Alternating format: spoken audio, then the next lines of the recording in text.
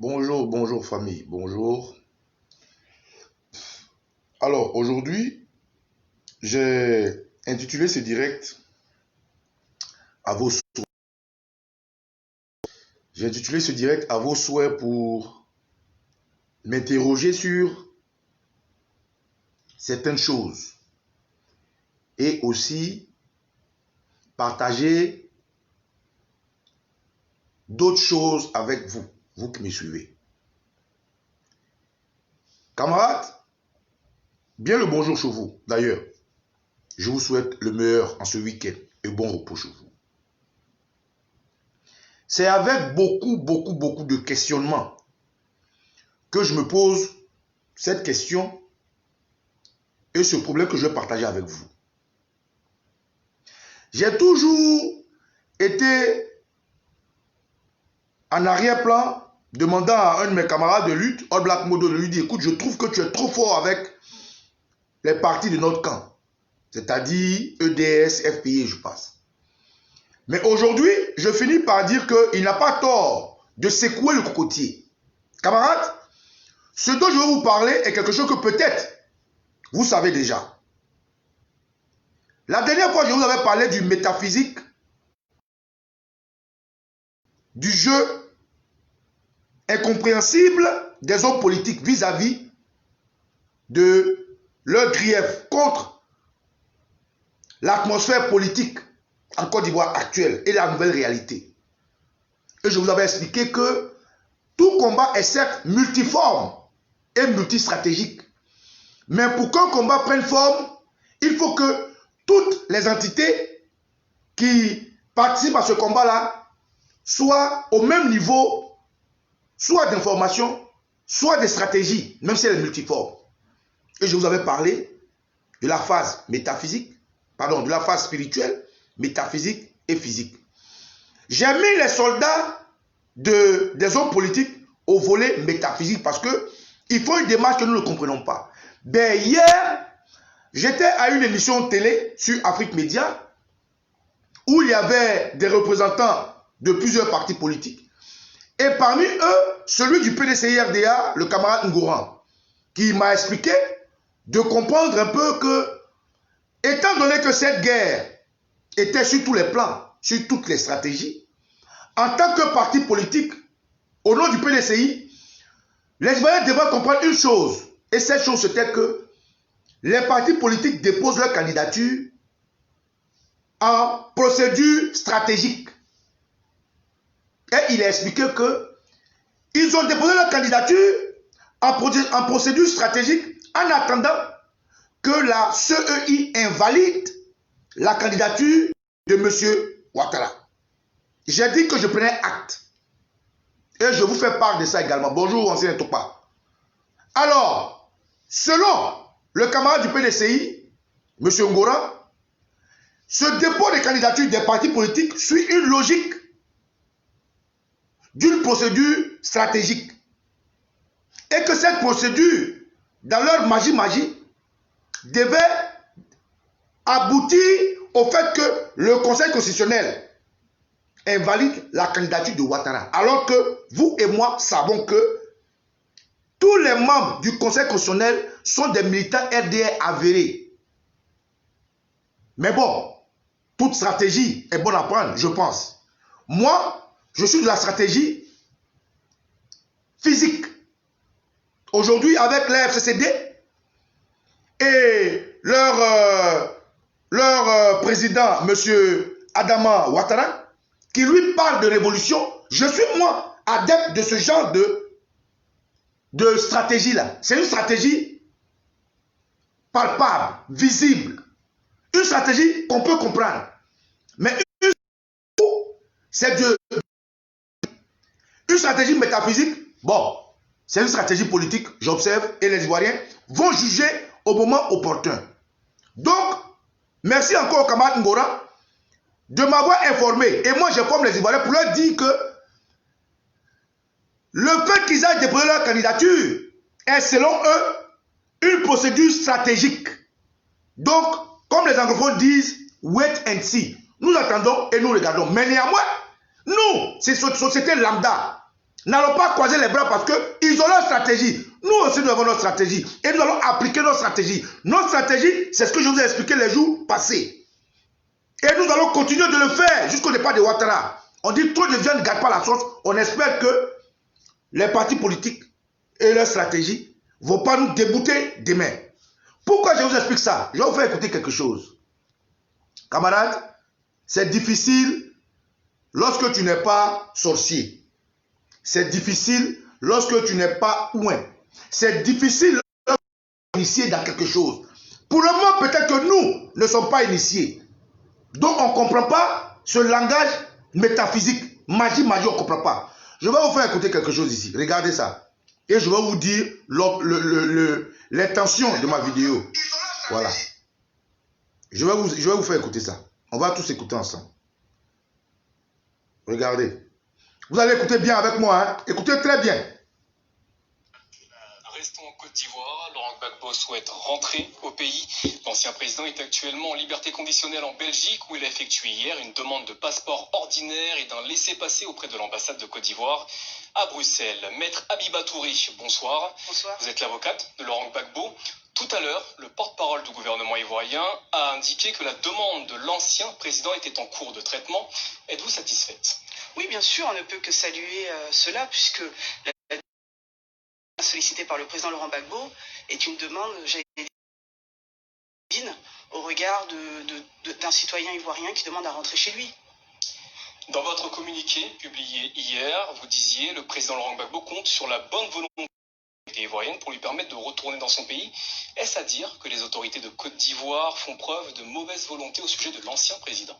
Mais écoutez, en réalité, dans la mesure où, comme je l'indique également dans mon communiqué, une demande de passeport diplomatique avait été déposée auprès du ministère des Affaires étrangères et à laquelle aucune suite n'a été donnée. Prenons acte de cette situation, nous avons donc demandé un passeport ordinaire et on espère que cette de Côte d'Ivoire redoutent le retour de Laurent Gbagbo? Je ne sais pas, là pour le coup, ce sont que des supputations, c'est à eux qu'il faudrait poser la question. En janvier 2018, Laurent Gbagbo a été condamné à 20 ans de prison pour avoir fait ouvrir les coffres de la Banque centrale des États d'Afrique de l'Ouest lors de la crise post-électorale de 2010-2011.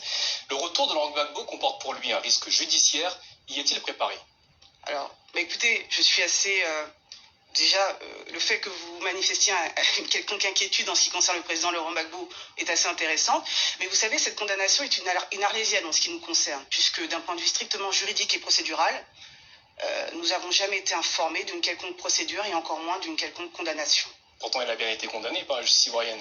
C'est ce que vous m'indiquez. C'est factuel. Oui, c'est factuel. Vous savez, quand vous me dites que c'est factuel, toute condamnation judiciaire amène à, déjà avant de condamnation, il y a une convocation. Il y a une procédure, un procès, puis condamnation. Moi, je vous indique qu'en ce qui nous concerne, nous n'avons jamais été judiciairement informés d'une quelconque convocation, encore moins d'une quelconque condamnation. Ce sont des éléments de communication médiatique que l'on en a entendu, mais qui de toute manière ne vont pas arrêter, ne vont pas amener le président Laurent Gbagbo à s'empêcher de rentrer chez lui. Il veut rentrer chez lui en tout état de cause, mais en ce qui nous concerne, ce que vous nous indiquez demeure une arlésienne. Une arlésienne donc. Si Laurent Gbagbo parvenait à obtenir un passeport ordinaire ou un laissez-passer, savez-vous s'il se présentera à la présidentielle en Côte d'Ivoire au mois d'octobre? Voilà. Je tiens à saluer Tidiane, mon camarade à moi. Je tiens à saluer l'Océanique Ibafori, bonjour. La suite de la question, cette question, la réponse qu'elle va donner, est la chose qui me fait aujourd'hui faire ce petit message avec vous, le partager avec vous. Nous avons appris, je sais pas, lundi, EDS déposera la candidature du président Laurent Gbagbo. Direct à vos souhaits. Peut-être que nous ne sommes pas initiés, donc nous ne le comprenons pas. Mais pourquoi? Pourquoi est-ce que le président Laurent Gbagbo a vraiment de la valeur pour EDS? Est-ce que le président Laurent Gbagbo compte vraiment pour ces gens-là? Est-ce que la lutte que ce monsieur a menée a été vraiment bien suivie par ces gens-là? Pourquoi EDS va déposer la candidature d'un de leurs camarades de combat qui dit se bat à vouloir rentrer en Côte d'Ivoire d'abord, participer à la réconciliation, participer à l'apaisement de cette situation ni paix ni guerre. Pourquoi EDS fait ça? Dans la suite de ce que vous allez entendre l'avocat personnel du président Laurent Gbagbo. Et la petite histoire, c'est que lorsque le président Laurent Gbagbo s'est déplacé pour arriver en Belgique, cette dame-là, Abiba Touré, a sorti un communiqué pour dire que le président Laurent Gbagbo était en train de faire des démarches pour avoir un passeport ordinaire. Aucune personne de EDS, du parti politique du président Laurent Gbagbo, n'a remué véritablement de cocotier. C'est les cyberactivistes là qui ont fait ce travail. C'est des citoyens lambda qui ont fait ce travail. C'est des amoureux du président Laurent Gbagbo qui ont fait ce travail. Nous n'avons pas senti cette hargne d'être choqués. Ou bien vous étiez choqués chez vous à la maison. Pourquoi vous faites ça au président Laurent Gbagbo? Alors donc, c'est